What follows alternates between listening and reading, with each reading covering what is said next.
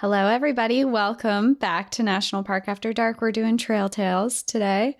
I have to say that everyone has really been sending in so many amazing submissions. I had a really, really difficult time picking 4 today to narrow it down. And I feel like the more I think about it, the more a little side pod of signs and serendipitous events may be kind of like calling my name. I'm not sure. I'm like, we literally our last recording that we did, you're like, absolutely not. I will not do another podcast. And one episode later, maybe we're pre-recording these, so I don't know which one's coming out, but 1 or 2 episodes later, you're like, I'm going to launch another podcast. Don't hold me to it. I have a lot going on up in my brain. I sent Cassie like 4 ideas over the last 2 days as well, just about random stuff too. So I don't know. There's a lot going on, but just know that I absolutely love getting the signs trail tales. They're just so amazing. And of course, I had to include a couple. Actually, I think like, are they all signs? I don't know. I'm actually looking, I'm like, oh shit. Like actually every single one that it's okay if you did all signs because I didn't pick any signs. So it'll be a mix up. Okay. Yeah, no, I think I tried to mix it up, but yeah, it's hard to resist. So do you want to go first? Sure. Okay. Mine is titled Panthers in Australia? ? Hi, ladies. Love your show and have been listening since the beginning. Thank you for being your awesome selves. You're both so good at telling these stories, and each week I just love your banter with each other. You always crack me up. Oh, thank you. Now, this story is not mine, but my dad's. He is a born and raised city boy, but has always loved the outdoors and would go hiking and camping any chance he got. In fact, my parents met through a bushwalking group when they were in their 20s, but that's a different story. Is bushwalking hiking? I think so. I'm pretty sure. I picture like trail maintenance, like they both have like machetes and they're like chopping their way through a trail, and then suddenly like the clearing opens and they're both standing in front of each other and they're like, I'm pretty sure that you said Australia, right? In the title? Yeah. I feel like bushwalking is the name for hiking in Australia. Hey Siri, what is bushwalking? It's hiking. It's bushwalking. I don't think it came through on the audio, but in my headphones, it told me bushwalking is hiking. I think maybe I learned that when I was doing the Uluru Kacha National Park, which I probably also just butchered right now because that was a long time ago. When I did the Australian National Park about the dingo. Oh, okay. Cool. Well, now we know. Yeah, bar trivia fact. There you go. This story goes back before then. Think early 1970s, a time before smartphones, before the internet, a time when you couldn't just Google any question you had and instantly have an answer. My dad was in his late teens and just getting into camping. An opportunity came up to go on a trip to Grampians National Park, a truly beautiful place if you ever visit Victoria, with 2 friends. One was the same age as my dad, and the other was a couple of years older who had more camping and hiking experience. The older friend was telling a story on the way there how panthers had been seen in the area and that they better keep an eye out. Panthers in Australia? Some people think so.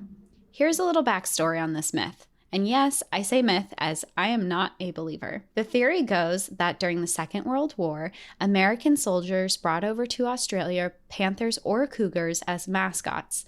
But when the war was over and they were all heading home, they either couldn't take the animals back with them, so they released them into the Australia bush, or they somehow escaped. So this myth has been circulating for decades, and even today you will find stories from all over Victoria and maybe other states. I'm not too sure, with sightings and even the odd blurry photo of dodgy video. My personal belief is what people are seeing are feral cats, which are a serious problem here, and people don't understand just how huge these cats can get, especially when they are living in the bush, gorging themselves on our beautiful native wildlife. Sorry, I could go on, but let's get back to the story. So the 3 of them arrive, hike in, and find a nice spot to pitch their tents. Now at this age, my dad doesn't have much experience out in the bush. He's your typical city kid. The older friends sent the 2 younger boys to go fill up their canteens with water from a creek a little ways away from camp. They get into the creek and are getting the water when they hear a growl. With the jaguar story fresh in their minds, they jump up and spin around, but they can't see anything. The growling continues, and it seems to be coming from all around them. As much as they try, they can't figure out where it's coming from. They quickly start moving back to camp while walking back to back, constantly swiveling around, expecting to be attacked at any moment. They get back to camp and start explaining to their other friend what happened. So he walks down towards the creek a little way before bursting out laughing. He calls out to the other two, "It's just a koala." Yes, my friends. A sweet, fluffy little koala scared the absolute crap out of my dad and his friends. Now, to be fair, koalas make a lot of different noises. I have added a short YouTube clip I found so you can hear what they sound like. It's definitely not what you would expect to come out of such a cute little guy. And I have the recording here.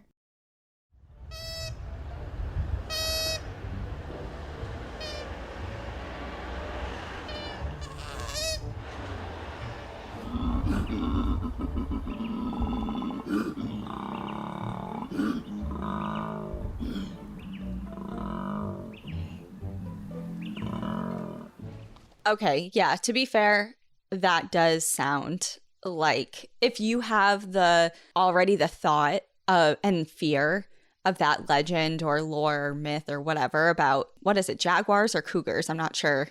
I got confused. It looks like they were interchanged throughout the story. Okay. So maybe both? So yeah. If you already have that in the back of your mind about some big wild cat lurking in the bush, and then you hear that thing, I'm not going to fucking think about a koala. But then again, I'm not from Australia, so I'm not sure. But that, I never knew a koala made that vocalization. I would never guess that was the koala noise, ever. And I've been scared by much even less threatening things than a koala, so from their noises. So I could totally see how you could get scared. Yeah, well, I wouldn't have guessed. So I guess now everyone knows. Yep, everyone knows what a koala sounds like. So thank you, Naomi, for sending this in. They ended it with, "Sorry this turned into a long one. Hope it gave you a laugh," and it certainly did. It did, for sure. So mine is not as funny. Switching gears. This one is titled, "A Coyote Stole My Family's Soul, But We Got It Back." Hi, ladies. My name is Angela, and I am a new listener, but I've had a lot of fun listening to your podcast. I'm a big fan of Morbid, and your recent collaboration was excellent. Thank you. We had a lot of fun doing those. Yeah, it was really cool. I have a trail tale to share with you. It's not technically in a national park, but it goes along well with your stories about dreams, animal souls, and reincarnation. See, it goes well with the theme. We have a theme now, a side theme. Like, we always had a theme. Yeah, no, this is like a branch off of the theme that I was, you know what I'm saying? Okay. Yes. Right. Plus, it shouts out to a great small nature preserve near me, Carpenter Lake. It's gonna get dark, but I promise if you stick with it, you will get happiness in the end. Now for some background. At the time of this story, 2016, I was living with my parents and 3 siblings at our home in Farmington Hills, about 20 minutes north of Detroit. We had a spectacular dog named Luna, who was my mom's baby. That dog was her shore in a storm. She came to us right when you needed her the most. She was funny and sweet and the coolest Yorkie you've ever seen. She, of course, loved walks. My parents have a huge 2-acre lot, huge for that area, and is surrounded on 3 sides by forest. There's a hill that goes down to a creek, and the whole place is so serene and magical. She especially loved going for walks at Carpenter Lake, a nature preserve about a mile from our home. One day, we went to the park and had a nice long walk with some drinks in the river and a seat in the meadow. It was one of the most beautiful days ever. Unfortunately, that all changed at 5 a.m. the following day. My mom is a nurse and had to be at work super early. She is always up at 5, and her routine is to let Luna out into the yard to pee while she makes her tea. That day, Luna was barking and running in the dark and playing with our cat. They grew up together, when suddenly Luna yelped and then silence. She did not come back inside when my mom called her, and after my mom looked around for a bit, she woke us all up so we could all go look. We looked all day, but by the end of it, we all just stared down the driveway like zombies, hoping against all odds she would come trotting back covered in mud or burrs or with her ball that was way too big for her, but she always ran with anyway. After the next day, we all realized what had really happened. Along with the yard and forest comes wildlife. Most of the time, the worst thing to come of that was deer eating all of my mom's plants before they had a chance to ripen. This time, it was a coyote. A coyote killed our beloved dog/child. The city said there was nothing that they could do since coyotes were all over and not traceable or easy to catch. That was the first and only time my mom has talked about getting a gun or killing anything. Our cat was very shaken up as well, so we think she saw it happen. We were all depressed for a very long time. I know my mom and I drank a lot more than we ever had before, and I couldn't drive by the preserve without bawling. I had to drive by it every day to go to work, so I stopped putting makeup on until I got there because it just came right off. Then we all started having these dreams. We didn't realize it for a while since we didn't want to talk about it, but we were all having very similar dreams. I'd be sleeping and I'd hear my door creak open and see her pop her little head through and smile at me with her head tilted. I'd say her name and she came in, wagged her tail, and snuggled up under the covers with me. She always slept under the covers and moved room to room as we slept. At first, I was sad when I woke up and found it was a dream, but after having this dream a few times, it became to really help me deal with her passing. We were all having pretty much the same dream.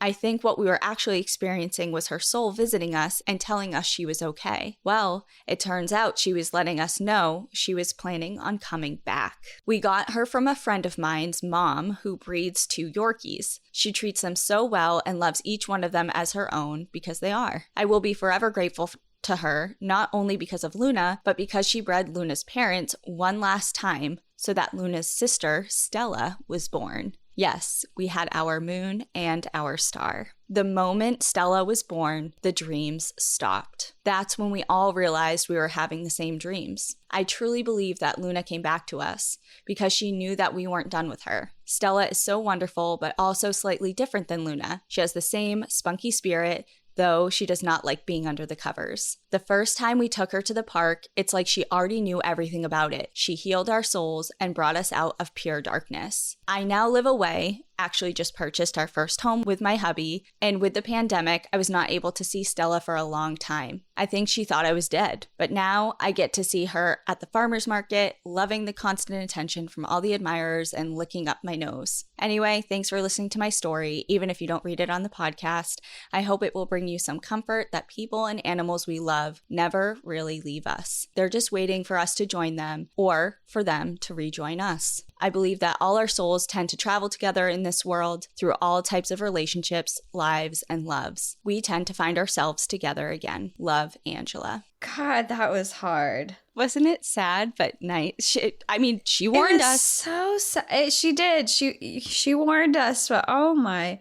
When as soon as I knew where it was going, as soon as there was like a little yelp and gone, I was like, this is the story. And I'm like, how are we going to come back from this? Like, because I remember at the beginning they said, stick with it. It gets happy at the end. And it did. But I'm so sad for poor little Luna. I know. And you know what I remember? God, when we worked in New Hampshire together, I just remember, for some reason, that hospital, I felt like we saw so many little dogs. Like they were. I loved it. I was like, what is going on here? But we saw so many little dogs. And I remember there was it wasn't a Yorkie, it was a Maltese. And remember I did a dental on it, like 2 months before, and then it came back. It was a DOA, a dead on arrival, and it was in a bag, and a coyote had gotten to it. Do you remember? I do remember that. Yeah. And we had to, prepare her for cremation. It was so sad. And then I remember there was like 2 or 3 different families that had smaller type dogs. And I remember talking to them about the same thing. Like they lived near, maybe not near a whole nature preserve, but wild spaces. And coyotes are everywhere, obviously. I think regardless, in the United States, they're everywhere, whether you see them or not, but especially in more rural areas.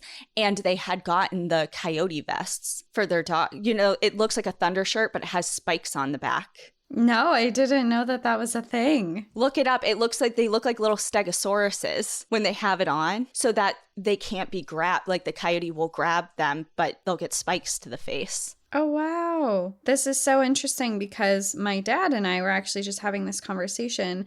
I visit him the other day and he was saying that there's coyotes around and he gets nervous every single night that he has a little chihuahua. You met him, Taco. Taco, obviously.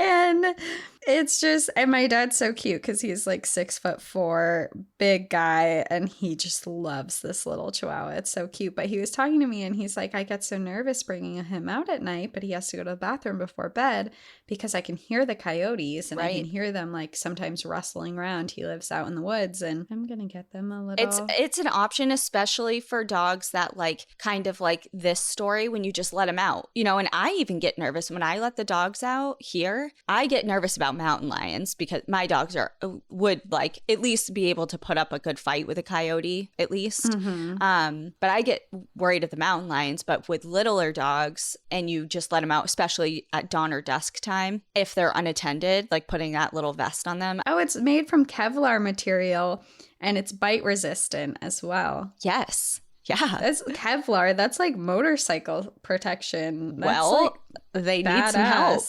And there's other things. If you really want to get into this, I don't know why I know so much about this, but there's also, I think actually, if you have Google up right now, I think they might be called coyote rollers, but they're literally these attachments you can put up on the top of your fence, and they're literally just rollers so that it's hard for animals to climb over because they slip off of it. Oh, I see it. Yeah. Like you can't get traction. Yeah. Because they literally roll. Yeah. And of course, again, I mean, I wouldn't put much past coyotes because they're so intelligent and I feel like they can MacGyver pretty much anything and maneuver through different obstacles, but it's just something that I remember learning about too. I don't know where, but it might be something where if it's a pain enough, they'll just go somewhere else, you know, especially because they're not trapped in a place. Like if they're like, oh, this is kind of hard, they might go somewhere. Yeah. So anyway, easier. All right.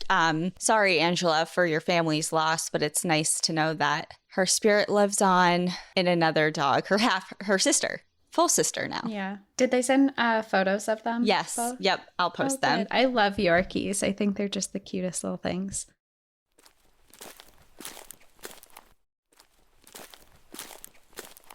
My story is taking a step in another direction. This is titled Bigfoot/Skinwalker Scare. Dear Cassie and Danielle, I have debated on sending this in or not, but I figured you two would love to hear a good cryptid/Bigfoot/Skinwalker story. You would be correct. This happened back in 2020 during the height of the lockdowns. Me and my husband spent most of that time out and exploring state parks, nature preserves, and abandoned locations. We had so many cool experiences, but this one takes the cake for being the most memorable and scary. Before I go into the story, I want to preface that I am from Appalachia. Growing up in that region of the country, I was taught to have a fearful respect for the wilderness. There are mountain lions, black bears, and bobcats, but there are also things unseen, things lurking in the shadows. You hear disembodied voices in the woods, see shadow figures lurking just out of light's reach. You hear stories from your elders about things that will make your skin crawl. This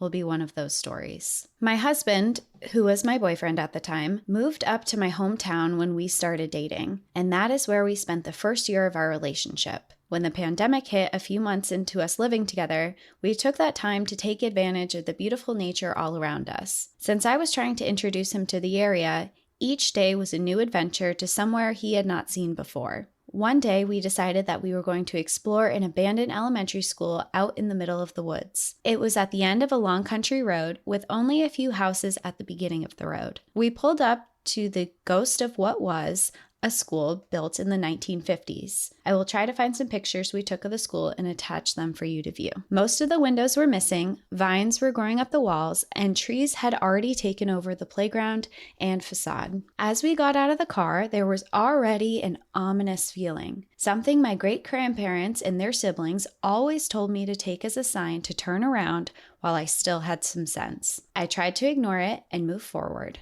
We began looking into the windows and doors, trying to find a way in. What we saw was like a scene of a dystopian novel. The roof had begun caving in, causing water to leak everywhere. One room had a piano slumped into a pile in the corner, while another still had the teacher's desk in front of the classroom surrounded by the bed of ferns. Once we finally found an entrance to the school, we shared a moment's glance with each other, took a deep breath, and moved forward. We found ourselves in a long hallway, standing in a few inches of water. I had started to walk down that hallway, but I began to get the overwhelming feeling of dread and something deep down telling me not to go any further. So I turned around and followed my husband into the auditorium. The room was huge, but it had lots of Bibles and other things telling of history of the church that used to occupy the building after the school closed. We decided after a few minutes that it would be best to go back outside because the smell of mold was very strong. So we walked back out. I stole a quick glance down the hall, and that same dreadful feeling washed over me again. Once we were outside, we walked around to the playground that was beside the auditorium. That is when things took a terrifying turn. The dead silence was brought to life with the sounds of items crashing and things breaking. I ran around to the back of the building, and as soon as I rounded the corner, that is when I saw it. I honestly don't know what it was, but it was massive. Crashing out of the back door was a large humanoid figure. It was very dark and ran with a little bit of a limp. Even with the limp, it moved too fast for me to catch much detail of it. But I do know everything in me told me to book it back to my car. It never stopped to look at me, but ran straight for the woods. At first, I thought it could have been a black bear. But what bear runs on two legs like a human? To this day, we don't know what it was. Could it be Bigfoot? Or is it more ominous? Could it be a skinwalker? The way the energy changed around the school leads me to believe that it could be. I hope you found the story amusing. I figured that two Bigfoot enthusiasts would find it to be interesting. If that experience taught me anything, it was to listen to the warning of my elders. I hope y'all have a great day, and remember, always enjoy the view, but watch your back, for you never know what might be lurking in the shadows. Elijah. The vibes were off, and Elijah was like, I'm a push through anyway. I love the sentence that just says, my elders always warned me to follow my instinct. And the vibes were off, so I continued. I know. It's like, okay, so we're ignoring that.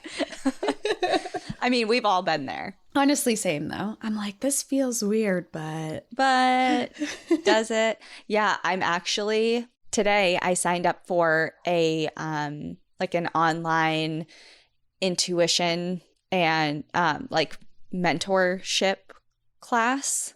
Oh, very cool. So as far as like following the vibes that you are picking up on instead of, you know, because we all have them. We all have situations like that. That one was obviously scary and a little more apparent, but we all have those gut feelings of things sometimes. And then it seems like the only times that we pick up on them is when we realize that we went against them. You know what I'm saying?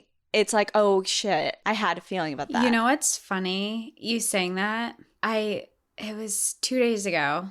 I was visiting my dad, and in the morning, for some reason, in my mind, it came across like one of the first things I woke up, my mind said to me, be careful today, you're going to get in a car accident. And I was like, so immediately it was like my first thought, and I'm like, okay, stop, you're fine, like everything's fine. I'm driving with my dad, and I drive by an accident that just happened that day. I mean, it had happened minutes before. The first responders weren't there. There were a bunch of people pulled over already, so we didn't stop.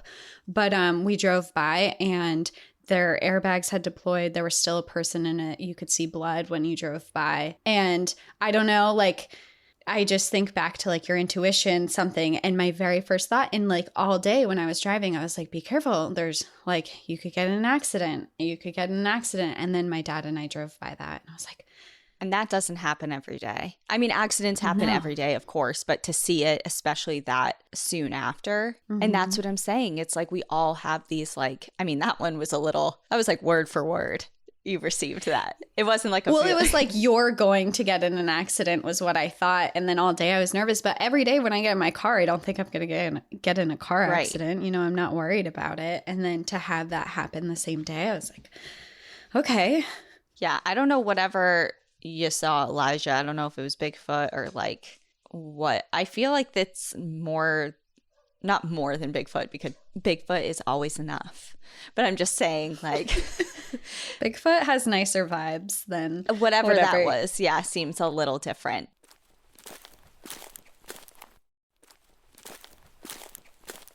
Okay, so my next one is another animal attack story, like a story of an animal being attacked. I don't know what's wrong with me. God. I know.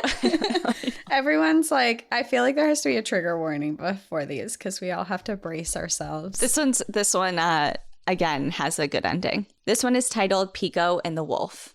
Hello, I discovered NPAD on a long road trip from Washington to Colorado this summer, and I was immediately hooked. It helped keep my sanity while my 3 young kids lost it in the back. I love nature, animals, creepy encounters, and supernatural stories. They're the best. I wanted to share a story that happened to my mom a couple years ago that still blows my mind, and she gave me permission to share. My mom lives in a beautiful rural town in Washington state. She has horses and will often go on long trail rides up through the hills and mountains. This particular spring day, she and a friend trailered their 2 horses and her dog Pico to do some trail riding. Pico often tags along with the horses and is a good boy on the trail. As they started their ride, they decided to go on a heavily forested trail that is less traveled. A little ways into the ride, my mom began to notice that something was shadowing them off to the side in the woods. They thought it might have been a coyote, but they weren't sure. To be safe, they decided to get off their horses and leash up Pico. However, before my mom could get him secured,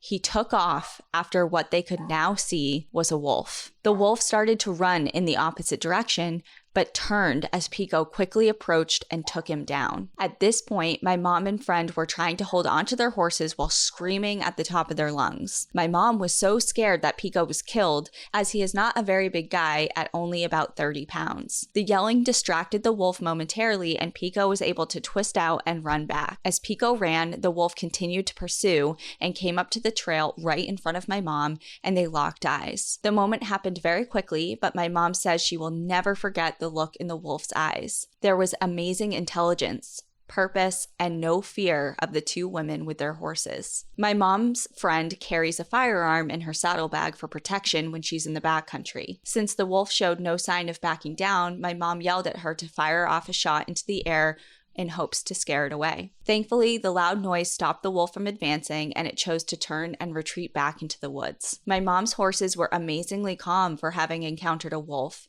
intense screaming, and the smell of Pico's blood, as well as a gunshot. It is remarkable that they didn't spook and bolt after all of this commotion. My mom quickly assessed that Pico was badly injured on his back end. She picked him up and rode as fast as possible to the trailhead with him bleeding across her lap. She said one of her favorite shirts was sacrificed to stop his bleeding. Well worth it. They drove straight to the vet, and thankfully his injuries were not fatal. He was put on a strong antibiotic, had lots of stitches, and a very long and slow recovery. My mom reported the incident to Fish and Wildlife, as they take wolf encounters very seriously. The next day, 3 big trucks showed up in her driveway: a sheriff, a fish and game warden, and a wildlife conflict officer. They wanted to verify that Pico's attack was from a wolf and to get the location where the attack occurred. Wolves have just recently been reintroduced to the area where my mom lived in 2014. She later learned from a conflict officer that this particular wolf was not acting in a predatory or hunting manner. The wolf they encountered had a den near the trail that my mom was riding on. He or she saw Pico as a threat to the den of pups and was acting defensively. Thankfully, in an interaction like this, the wolf was not hunted down, and it continued to live out its days. It was an unfortunate fate of timing that they crossed paths on the trail. Pico is now 14,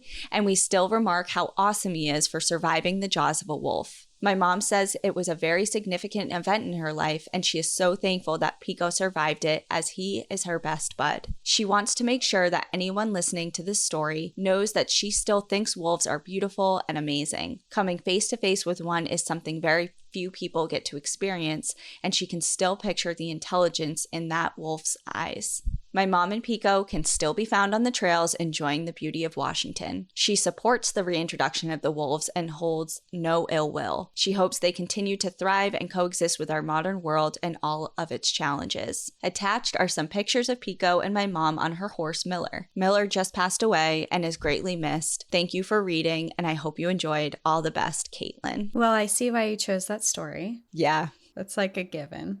Yeah, it has Washington, it has Colorado, it has wolves, it has dogs, it has attacks. It has it all. Yeah, it's like your dream story written up in an email. I mean, I'm glad Pico's okay. That's so terrifying. Yeah, that's really scary. Also, your mom is badass. She just hops on her horse, she wraps up your dog in her shirt, and then gallops away with a dog on her horse. And I mean, the whole story is just wild, and your mom's pretty badass. And Pico's very, very cute. I'll post a picture of him.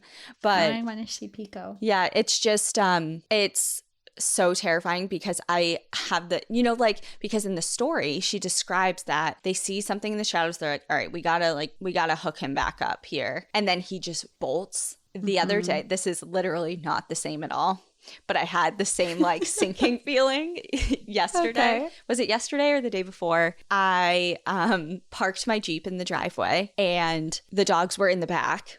And I kind of, when you park your car and you just sit there for no reason, you're just like, I don't want to get out yet. And you just sit in your... It's a common thing I do before I go to the gym. I sit there.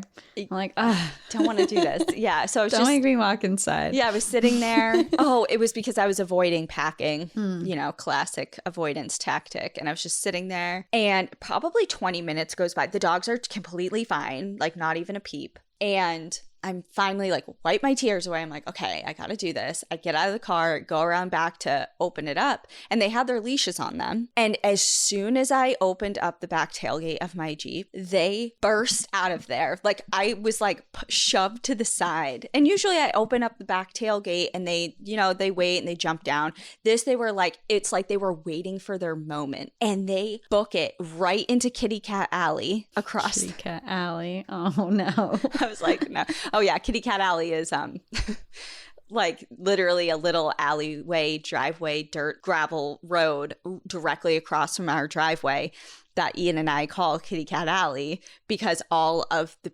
neighborhood cats hang out there because all of the cats in the neighborhood are indoor outdoor. And Blue and Chaska happen to like that alley. And there must have been, in a flash, I look over and I see there was like 2 cats just like sunning themselves out there. So the dogs, for the whole 20 minutes that I was sitting there, they were just had their eyes on those cats and were like, just you wait. And as soon as that latch opened, they were like the leashes slipped through my hands. Like I was like, no, no. And they booked it so fast. Thank God there was no cars coming because they have to go across the road. And they were gone. I was like, oh God.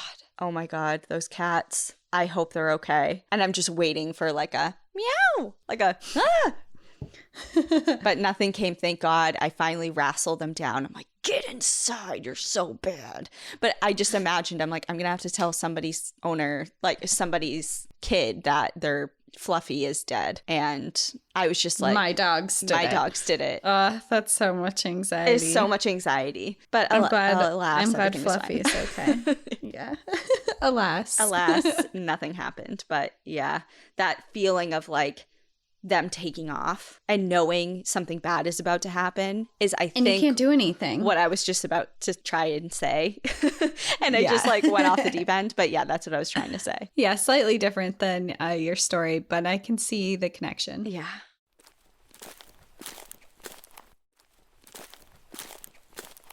Well, for my next trail tale, this one is pretty long, but someone wrote us in like a real survival story that we would probably feature. We have featured similar stories on the podcast, but it's from their dad, and it's really interesting. It's a little long, but it is titled Pyrenees Mountains Survival Tale. Hello, ladies. My name is Marjorie. You can use it, and all the other names have been changed already. I want to start off and say that you don't have to read this on the pod if you don't want to.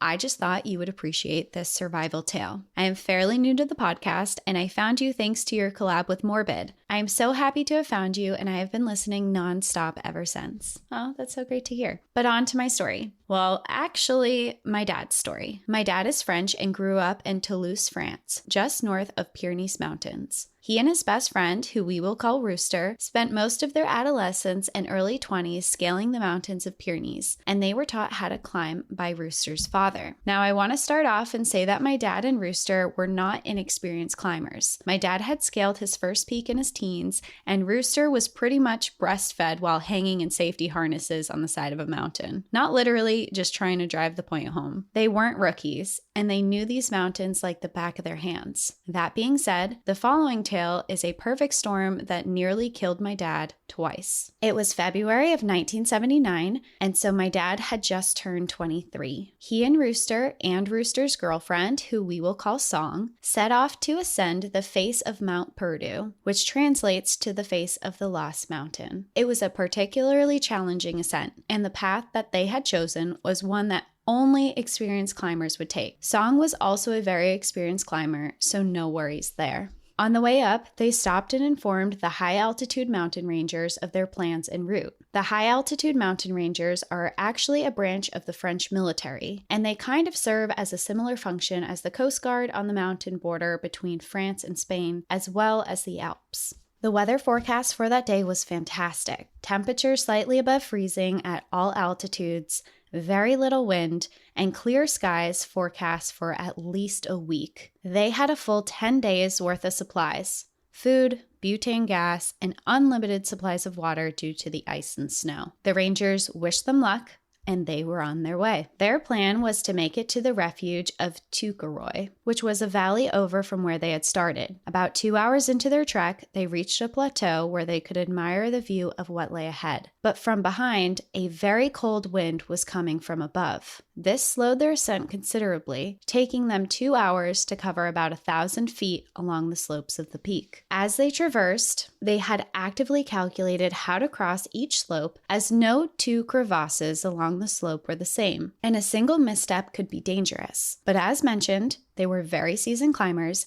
and they weren't worried. Finally, they reached the Butte de Touquoy, which is a peak that is at the front of the corridor that leads to the refuge. A small cabin at the summit of the corridor that would mark the beginning of their true ascent to the summit of Mount Purdue. Before they even started making their way up to the refuge, the wind picked up to 50 miles an hour, and the temperatures fell to negative 30 degrees Fahrenheit. As they climbed, the wind grew stronger, and they stayed very close together so that they wouldn't lose each other. I'll mention here that this weather came out of nowhere, and since all the forecasts had predicted perfect climbing weather, they hadn't gotten their rope out yet. The corridor was narrow, so Rooster took the lead and Papa took the rear as they were more experienced, with Song in between them. Due to the cold and low visibility, every step was painful until they finally reached a break in the ridge. The ridge had been providing a little bit of shelter from the wind, so when it broke, the wind was so strong that it flattened Rooster and Song against the cabin while it threw Papa over the ridge. As he fell, he drove his ice axe into the ice, saving him from a 1,000-foot fall and certain death. To this day, he still doesn't remember how he made it to the refuge. Somehow he did, but there was so much snow that he and Rooster had to dig to get to the top of the door. Eventually, they all made it inside the cabin, and at negative 10 degrees Fahrenheit, it felt pretty warm. Papa and Rooster were cooking some tea and soup when the door burst open and 2 men fell in. We'll call them Brock and Ash, and they were high-altitude mountain rangers who had been climbing the southern corridor when the storm moved in. Ash was in bad shape. 2 of his fingers were frozen, completely black with frostbite. They had gone climbing with very little supplies, as it had been a planned day climb, and the weather forecast had been perfect for it. Little did anyone know that within the hours of setting off, the worst storm that Pyrenees had seen in decades would move in and settle right over them, with Papa, his friends, and 2 rangers caught in the middle. Wind was later recorded as blowing over 100 miles per hour, and the weather dropped to under negative 60 degrees Fahrenheit. Papa remembers that night clearly. They put Ash in one of their sleeping bags.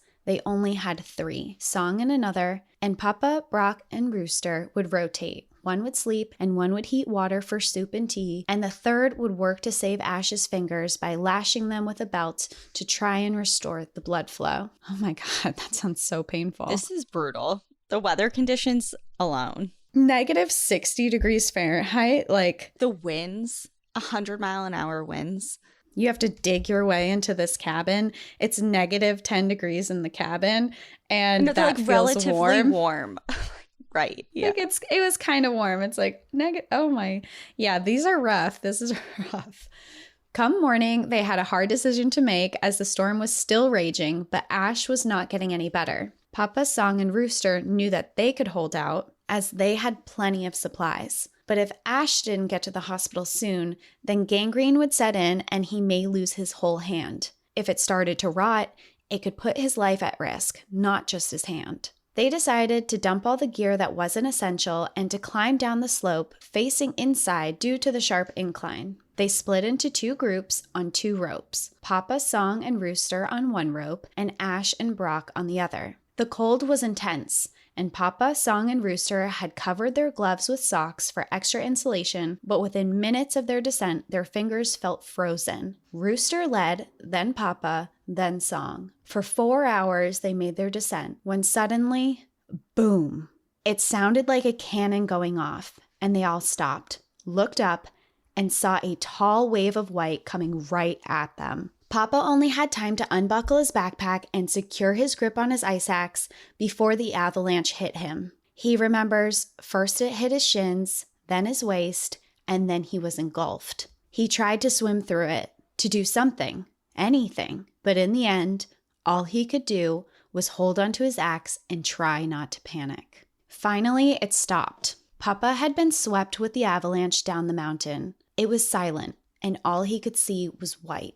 He started to dig his way out, using his elbows and his axe. After climbing up a few feet, he stopped. He used his elbows and his arms to form a small cavity, about 3 feet in diameter. He made a snowball and released it.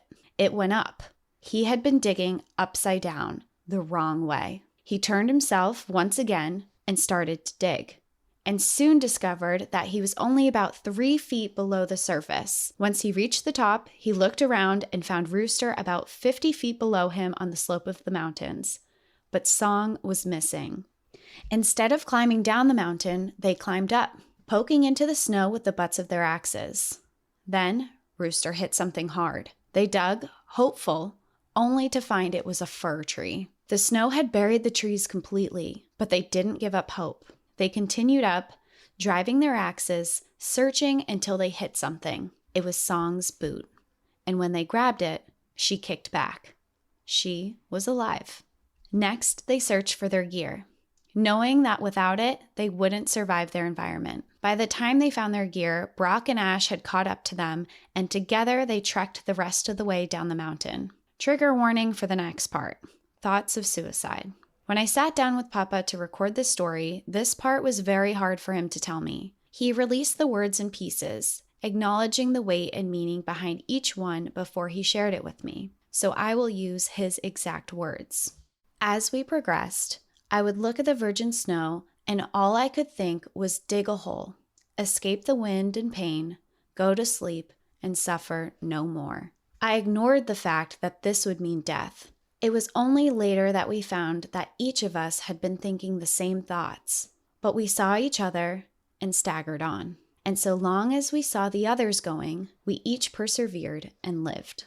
They followed a now visible trail, and after an hour they saw a ranger helicopter. They waved their axes, jumped in the air, but the blizzard was still raging, and it didn't see them, so they continued. Another hour passed, and they met a fisherman. He took Ash in his truck to the hospital, and the rest of them continued on foot down the gorge.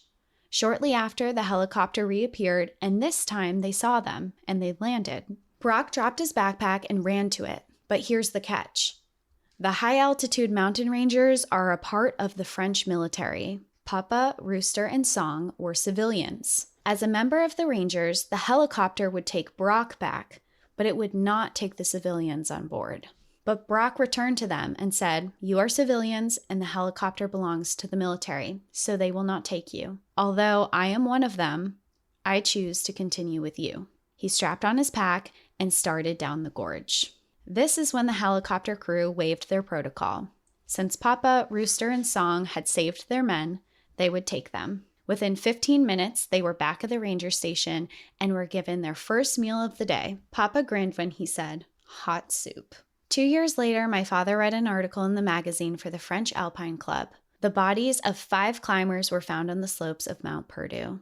The film from their cameras was dated February 23, 1979, and offered beautiful views from the same summit that Papa and his friends had set out to climb that very same day. As Papa's group was going up, this group was climbing down, and they were caught in the storm. In 1986, my parents met Ash in a bar, and he had, in fact, lost 2 fingers on his left hand. He thanked my father for saving his life and credited him and Rooster as the reason he hadn't lost more. Papa has mild frostbite on the tips of his fingers with reduced sensitivity to touch in the affected areas. I'm sorry if this story is too long, but I felt that it needs to be told. It's important. I tried to find the article about the hikers to show you, but I couldn't. Probably because some of the story is referenced from a writing project my dad did on it for college, so I don't know the actual name of the magazine. But mostly I got it from him, in a rare moment where he told me about it. I hope you appreciate it, and if you do read it on the pod, I am sure that you'll do it justice. Thank you for your work. Please never stop. Love you, ladies. Marjorie. That's super intense.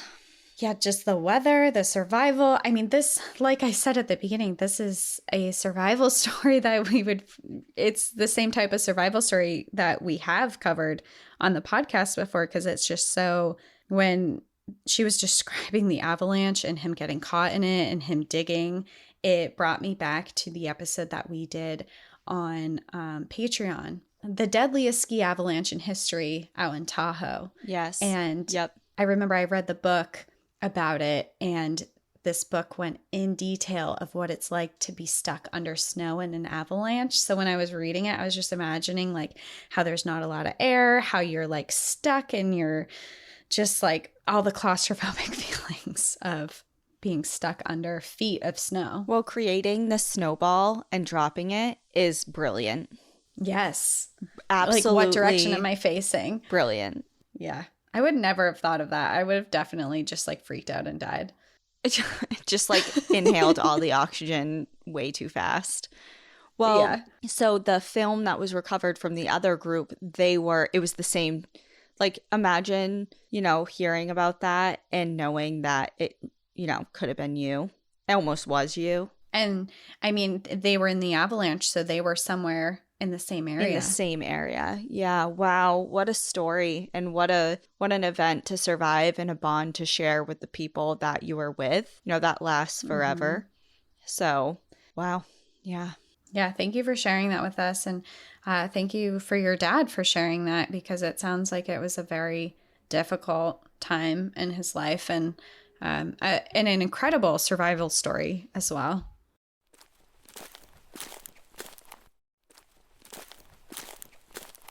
Okay, so my last one is called The Sinkholes. Hello, ladies. To start off, like everyone else, longtime listener and in love with your show. A little bit of background to start off this trail tale. I was born and raised in North Central Florida. While Florida is a huge vacation destination for tourists, the area I am in is pretty local besides the college students. There isn't a whole lot to do here, but we have trails like there is no tomorrow. While there are only a couple of national parks in Florida, we do have 175 state parks, and I am proud to say that I have made it to 85 of them in my 25 years of life, and our 3 national parks. Wow, that's a big accomplishment. That's a lot of parks to visit. Yeah, it is.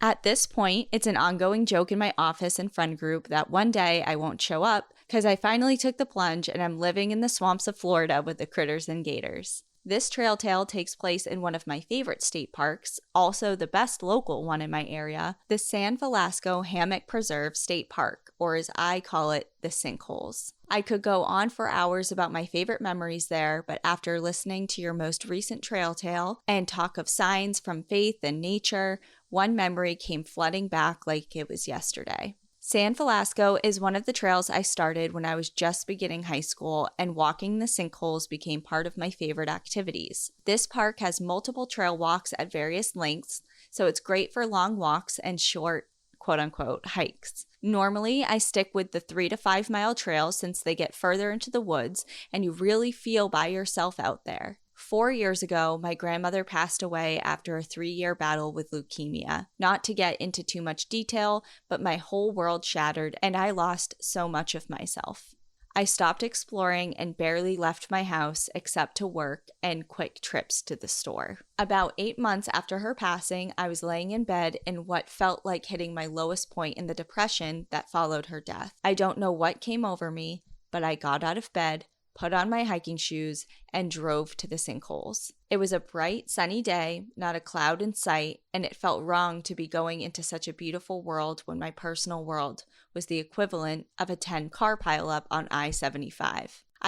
I'm like raising my hand. I understand that sentiment so deeply. Like, that's such a beautiful way to put it because it's so true. I got to the trails, and that day I decided I would finally try out the 1-mile trail since the long one sounded like too much of a battle at the time. It wasn't anything special. You barely got up close to the sinkholes, and 1 mile seemed like it would go by in seconds after only ever doing the longer trails. About a quarter mile into the walk, I started talking to my grandmother and asking her for a sign that everything was going to be okay. About 5 seconds later, the loudest crash of thunder erupted out of nowhere, and the sky became dark. Not really the sign I was expecting, and to be honest, it made me feel even more hopeless. At this point, turning around wasn't an option since the downpour of rain started immediately after the thunder, and the roots that acted like stairs had turned into a small stream. I decided to stay put and wait out the rain, listening to the thunder and feeling like this weather was more accurate for the way I was feeling inside. The rain finally slowed down after about 20 minutes.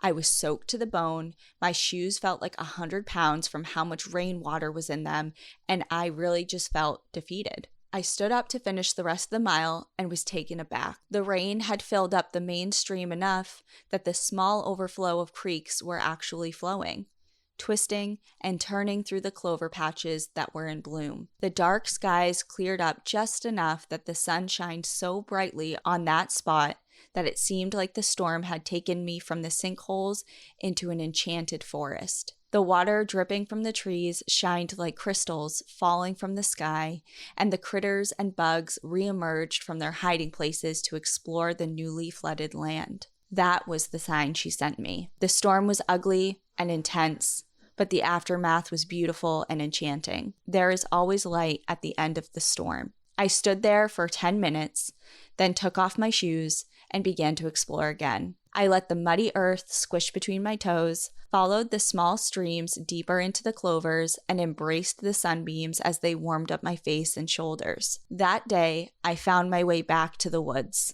The woods I have always known, but now it felt like the first time stepping foot in. My grandmother was the one that created my love for the state parks, and I really do believe that she is the one that led me back there when I needed it the most. To end my trail tale, I ask one thing from you and your listeners. My home state is more than just Disney and beaches. It's wild and it's amazing. There is so much beauty tucked away behind the tourist destinations. If Florida is one of your vacay spots, then take the time to go see one of our many state parks. Explore the creeks and the springs.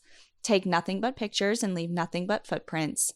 Go see what the true beauty of Florida is really like. I will always say, do your research before going into environments you aren't used to. It's beautiful, but can be dangerous if you don't know what you're doing. Gators, snakes, spiders, and bugs can turn your beautiful adventures into a horror movie. Make sure you bring lots of bug spray because mosquitoes are no joke down here. Thank you for taking the time to read my trail tale. I hope you continue to enjoy the view, but watch your back. Much love, Kate. What an awesome story. I loved that. I love the whole sentiment. One, because it's a sign, and we have been obviously really on the looking at signs, but also just the sentiment behind the really awful storm and the beautiful things that come after it. Yeah, like it doesn't last forever. It's going to get better, and make your way back to what you love because it's still there, and you'll find peace in it eventually. And I just thought that it was so beautiful, and what an amazing sign to receive, especially when you need it most. You know, from what my own personal journey and reading of others is it's not only the sign you receive, but it's when you receive it that is important. And it sounded like she received it at the time she needed it the most at that point in her life, 8 months into it. And so yeah, I really enjoyed that one. And I could just envision myself there too, like the way that she wrote it. I just felt like I was laying in the clovers along with her, It was very beautifully written. So that's all we have for the main episode. We did pick 2 more to share for the outsiders over on Patreon. So if you want to head on over there, you can hear 2 more. I have mine's nice. Okay, I had to double check. Mine's nice. Okay. Mine is nice too, actually. Mine's kind of funny. Yeah, so if you want to check us out on Patreon, you can find it on our website, npadpodcast.com, or you can find it in the link in our bio on Instagram, or you can just search Patreon, National Park After Dark. We're on there, but we're going to head over. We're going to do the bonus episodes, but for everyone else, enjoy the view. But watch your back. Bye.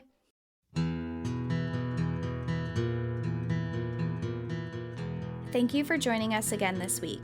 If you have a trail tale you'd like to share, send us an email at npadstories@gmail.com. Follow us on Instagram and Facebook at National Park After Dark and on Twitter at NPAD Podcast. Become an outsider by joining our Patreon, where you'll gain access to monthly bonus stories and exclusive content. And remember, when you support our partners, you're supporting our show. To access our special discount codes along with source information from today's episode, check out the show notes. For information on the show, to shop our merch store, sign up for our newsletter, and more, visit npadpodcast.com. And if you're enjoying the show, please rate, review, and subscribe wherever you listen to podcasts.